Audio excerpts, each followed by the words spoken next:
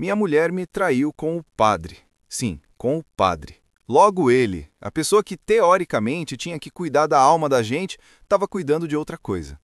Se você já levou chifre em situação absurda, espera até ouvir essa aqui. E se você for católico, evangélico, ateu, espírita ou só devoto de não passar vergonha, fica até o final porque além da desgraça alheia, tem umas verdades que, se eu tivesse ouvido antes, tinham me poupado uns bons anos de terapia. E já vou avisando, se em algum momento você se identificar, já deixa o like, se inscreve no canal ou Descorneado e vem fazer parte dessa igreja aqui que pelo menos é sincera. Eu sempre fui o famoso católico de ocasião. Aquele que aparece mais em casamento, batizado e Natal do que em missa de domingo. Já a minha esposa não, ela era devota nível crachá. Missa todo fim de semana, grupo de oração, pastoral, novena, retiro. Se abrisse ponto eletrônico da fé, ela batia a meta todo mês. Foi por causa dela que eu comecei a ir mais para a igreja. No começo eu ia meio de má vontade, confesso. Mas com o tempo comecei a achar até legal. Ambiente tranquilo, todo mundo se conhecendo, clima de comunidade. Aí entrou em cena o grande personagem dessa história, o padre. Sabe aquele padre jovem, carismático, que todo mundo ama? Esse era o cara. Brincalhão, fazia piada, tirava selfie com a galera, falava bonito na homilia, aconselhava como se fosse psicólogo. Virou meio que uma celebridade local. Tinha gente que parecia mais fã do padre do que fiel de Deus. Minha esposa era uma dessas. Ela admirava muito ele. E até aí, tudo certo. É normal você gostar de alguém que te ajuda espiritualmente. O problema é quando espiritualmente começa a incluir coisa demais. No começo eu achava até bonitinho ver o quanto ela se envolvia com a fé. Ela falava dele o tempo todo. Dizia que ele era um exemplo, um homem de Deus, alguém iluminado. Começou a ajudar mais na paróquia, se voluntariar, participar de cada evento que surgia. Sempre tinha alguma coisa para ir. Reunião, curso, encontro, ensaio, formação. Eu, inocente, pensava que melhor ela estar na igreja do que na farra. Minha cabeça ainda não tinha atualizado para o século atual, onde a farra pode estar justamente na igreja. Com o tempo, comecei a notar um padrão. Quase tudo que ela decidia, ela dizia que tinha consultado o padre antes. Questão de trabalho, questão de família, até briga nossa. Eu estava virando figurante nas próprias decisões do meu casamento. O padre dava conselho, ela obedecia. Eu dava opinião, ela refletia. Só que refletia lá com ele, não comigo. Teve um dia que eu percebi uma coisa simples, mas que ficou na minha cabeça. Minha esposa começou a se arrumar diferente para ir às coisas da igreja. Roupa mais caprichada, perfume mais caro, maquiagem que antes ela só usava em festa. Eu até brinquei mentalmente que o encontro com Deus estava vindo com direito a contorno facial e iluminador. Ela justificava dizendo que gostava de estar bem em qualquer lugar, que era questão de amor próprio, de se sentir bem consigo mesma. E, de novo, faz sentido. Se você pega só um ponto isolado, tudo parece normal. Mas o problema são os padrões. Ela vivia ocupada com atividades pastorais. Quando eu perguntava o que tinha feito, ela sempre respondia de um jeito amplo demais. Reunião disso, preparação daquilo, planejamento de tal evento. Quanto mais eu perguntava, mais genérico ficava. Comecei a notar que o nome do padre aparecia em tudo. Se ela estava triste, tinha conversado com ele. Se estava confusa, tinha recebido um conselho dele. Se a gente tinha brigado, ele tinha ajudado ela a entender meu lado. Estava virando uma espécie de terceiro elemento fixo no casamento. Eu era o marido, mas parecia que tinha um supervisor espiritual ali, revisando tudo. Um dia, ela comentou que ia começar uma direção espiritual mais próxima com ele. Basicamente, sessões individuais mais frequentes para tratar da vida espiritual dela. De novo, na teoria, lindo. Na prática, eu não fazia ideia do que acontecia nessas conversas. Só sabia que toda vez que ela saía dessas reuniões, chegava em casa com um olhar diferente. Não era aquele olhar de quem teve uma experiência com Deus. Era o olhar de quem está vivendo algo intenso, mas escondido. O primeiro sinal mais forte veio de forma bem besta. Minha esposa, que vivia reclamando falta de tempo, começou a ter uma disponibilidade incrível sempre que o padre chamava para alguma coisa. Se fosse para qualquer outra coisa, família, amigos, até para nós dois sairmos, ela estava esgotada, sem energia. mas se era algo ligado a ele, vinha um gás quase sobrenatural. Eu comecei a ficar incomodado, mas me sentia culpado por isso. Parecia que eu estava com inveja de Deus, e ninguém quer ser o cara que briga com Deus por atenção, né? Então, eu engolia seco e segui o baile. Até que um dia aconteceu uma daquelas coincidências que a gente sabe que não há coincidência. Eu ia sair do trabalho um pouco mais cedo e resolvi passar na igreja, porque ela tinha dito que ia estar lá em uma reunião até mais tarde. Pensei em fazer uma surpresa, levar um lanche, dar um oi.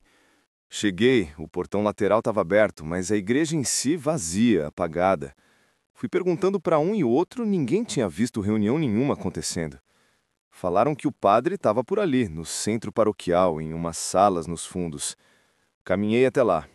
Conforme cheguei perto, ouvi vozes. Era a voz dele e de uma mulher, rindo, conversando baixo. A porta estava entreaberta. E foi aí que eu tive aquele momento clássico de filme. Você sabe que não devia olhar, mas se não olhar vai pirar para sempre. Não era uma conversa exatamente espiritual. Não dava para ouvir palavra por palavra, mas o tom era íntimo demais. Risadas baixinhas, aquelas pausas estranhas de quem está perto demais. Não era aquele clima de confissão pesada, era outra coisa. Eu congelei na porta. Pensei em empurrar, em entrar, em fazer escândalo. Mas por algum motivo eu simplesmente voltei alguns passos, respirei fundo e fui embora. Minha cabeça entrou num modo de negação sofisticado. Eu comecei a inventar desculpa para o que eu tinha ouvido. Podia ser qualquer pessoa, podia ser outra situação, podia ser eu ficando louco. Naquela noite, em casa, minha esposa chegou com a mesma história de sempre. Tinha tido reunião, estava cansada, cheio de coisa, muita correria. Eu olhei para ela e percebi que, pela primeira vez, eu não acreditava. Não acreditava mesmo. E isso doeu mais do que qualquer suspeita. Depois disso, comecei a observar de perto, mas em silêncio. Não estava mais no modo ciúme, estava no modo investigação.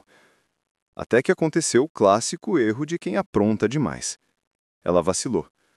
Um dia, o celular dela ficou dando notificação sem parar em cima da mesa. Ela estava no banho. Eu não mexia no celular dela por princípio. Mas naquele dia, com aquele histórico, aquilo parecia um alarme de incêndio tocando. Eu virei o aparelho para ver pelo menos o nome de quem insistia tanto. Era ele, o padre. Notificações em sequência. A prévia das mensagens não mostrava tudo, mas dava para ver uns emojis que, sinceramente, não eram muito de aconselhamento espiritual.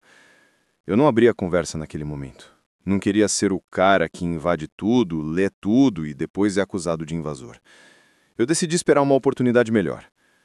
Ela saiu do banho, viu o celular, travou por um segundo, depois agiu como se nada tivesse acontecido. Aquela micro-reação entregou muita coisa. A confirmação mesmo veio de um jeito tão ridículo que até hoje eu dou risada de nervoso. Minha esposa, no costume de contar as coisas para mim como se eu fosse amigo, começou a comentar que o padre estava sofrendo muito, que estava passando por um momento de crise pessoal, que estava carente, solitário, sem ninguém em quem confiar. Ela falava dele com um carinho diferente, com uma compaixão exagerada, quase como se estivesse defendendo alguém que ela mesma tinha ajudado a complicar.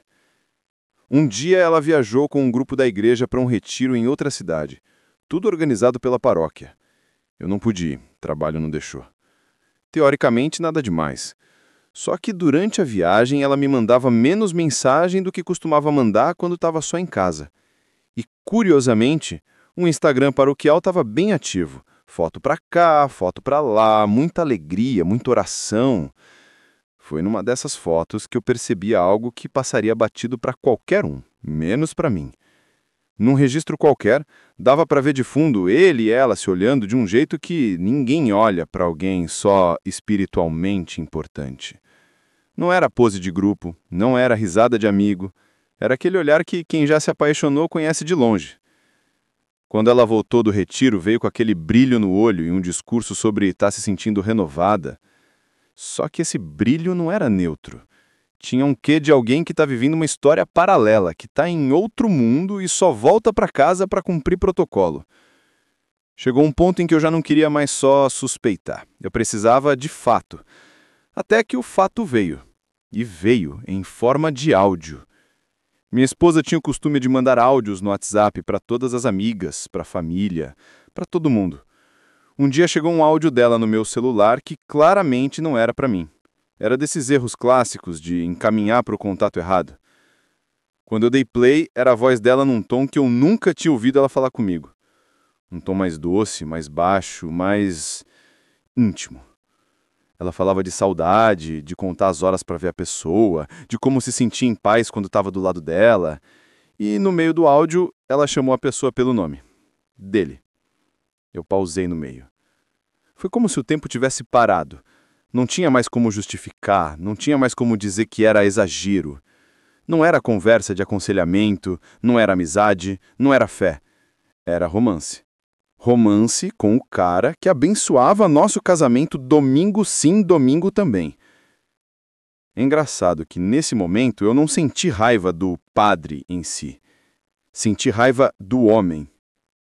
Porque ali não era a batina que estava me traindo. Era o sujeito embaixo dela, que escolheu fazer o que fez. E sentia uma raiva especial de mim mesmo, por ter passado tanto tempo calando a minha intuição. Eu poderia ter feito escândalo, ido à igreja, chamado comunidade inteira, processado, filmado tudo, postado na internet. Mas eu escolhi outro caminho, o da dignidade silenciosa.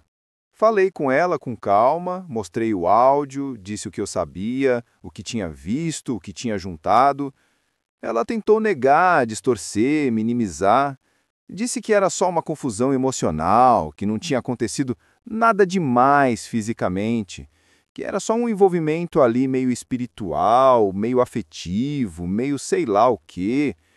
Mas quando a pessoa já escondeu demais, qualquer justificativa soa patética. Eu não vou fingir que fui forte o tempo todo. Doeu pra caramba. Era a mulher que eu amava e o cara que eu respeitava, os dois me atravessando ao mesmo tempo. É tipo você tomar um tiro de frente e uma facada por trás no mesmo segundo.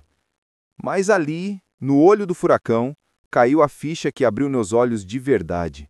A responsabilidade de proteger minha própria sanidade era minha. Eu tinha passado tempo demais terceirizando minha confiança, idealizando gente só porque usava batina, microfone, Bíblia debaixo do braço. Esqueci que, no fim das contas, todo mundo ali é ser humano, com os mesmos impulsos, falhas e capacidade de fazer besteira que qualquer outro. Aprendi algumas coisas que eu queria enfiar na cabeça de quem está vendo esse vídeo agora. Primeiro, não idealiza ninguém, nem parceiro, nem amigo, nem líder religioso. Respeitar é uma coisa, colocar num pedestal é outra. Quanto mais alto você coloca a pessoa, maior o tombo quando ela cair. E normalmente quem se esborracha é você. Segundo, espiritualidade não é passe livre para invadir casamento dos outros. A proximidade de fé pode virar desculpa para a proximidade emocional perigosa. Quando você percebe que seu parceiro está mais aberto com o confessor do que com você, liga o alerta. E não é só compadre, não. É pastor, psicólogo, coach, amigo de trabalho, seja quem for. Terceiro, intuição não é pouca coisa. Aquele incômodo que você sente e joga para baixo do tapete não é frescura. Não é sempre trauma. Às vezes é teu sistema de proteção te avisando que tem algo errado ali. Não é para sair acusando sem prova, mas é para observar com mais atenção. Quarto, traição não começa na cama, começa no olhar, começa na confidência demais, no segredinho, no não conta pro seu marido, na mensagem apagada, no horário estranho, na ligação que não atende na sua frente. Quando esses pequenos limites são quebrados e a pessoa continua, o resto é só consequência. Depois de tudo, muita gente esperou que eu virasse hater de Deus, que saísse xingando religião, igreja, fé. Só que eu entendi rápido que quem me traiu não foi Deus. Foram duas pessoas específicas com caráter problemático e escolhas ruins. Eu não precisei matar minha fé. Precisei matar foi a minha ingenuidade. Se você está vendo isso e está com aquela sensação de que tem algo errado no seu relacionamento, mas tem medo de parecer louco, não ignora. Não é para sair fuçando o celular alheio 24 horas, não. Mas também não é para viver se chamando de paranoico só para manter uma imagem de casal perfeito. E, sério, se essa história te deu um estalo, faz esse favor para você mesmo. Se inscreve aqui no canal O Descorneado, porque aqui a gente pega essas bagunças emocionais e transforma em vacina. Deixa o like porque isso ajuda o vídeo a chegar em mais gente que está se sentindo idiota, achando que é a única pessoa passando por isso.